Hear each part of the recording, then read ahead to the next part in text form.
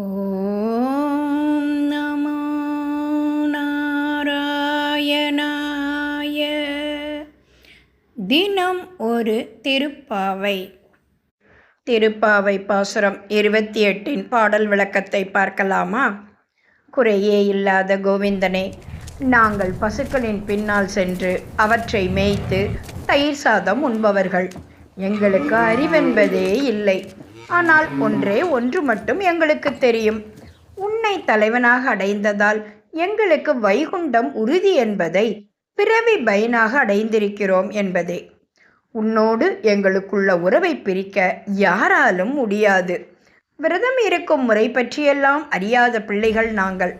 அதுபோல கண்ணா, மணிவண்ணா, கருணாகரா என்ற நாம் உன்னிடமுள்ள உரிமையின் காரணமாக ஒருமையில் உன்னை அழைத்தோம். அதற்காக கோபித்து கொள்ளாதே. எங்கள் இறைவனே, எங்கள் நோன்பை ஏற்று அருள் தருவாயாக.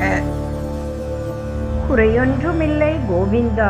இந்த வார்த்தையை படிக்கும்போது ஏதோ குறை இருந்தது போலவும் இப்பொழுது தீர்ந்து விட்டது போலவும் தோற்றமளிக்கிறது. கண்ணனுக்கு என்ன குறை? இந்திரனுடன் நம்மை வால்மீகி ஒப்பிட்டு விட்டாரே என்று ராமருக்கு ஒரு குறை. கௌதமரின் மனைவி அகலியுடன் தப்பாக நடந்தவனாயிற்றே இந்திரன், அவனோடு நம்மை ஒப்பிடலாமா என்று குறை இருந்ததாம்.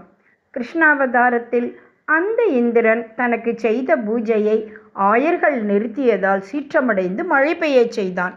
கோவர்த்தனகிரியை தூக்கி மக்களை காத்த கண்ணனின் காலில் அந்த இந்திரன் விழுந்தான். ராமாவதாரத்தில் ஏற்பட்ட குறை கிருஷ்ணாவதாரத்தில் நீங்கிவிட்டதாம். அதனால்தான் ஆயர்குல பெண்கள் அவரை இப்படி வர்ணித்தார்கள் என்று கூறுவார்கள்.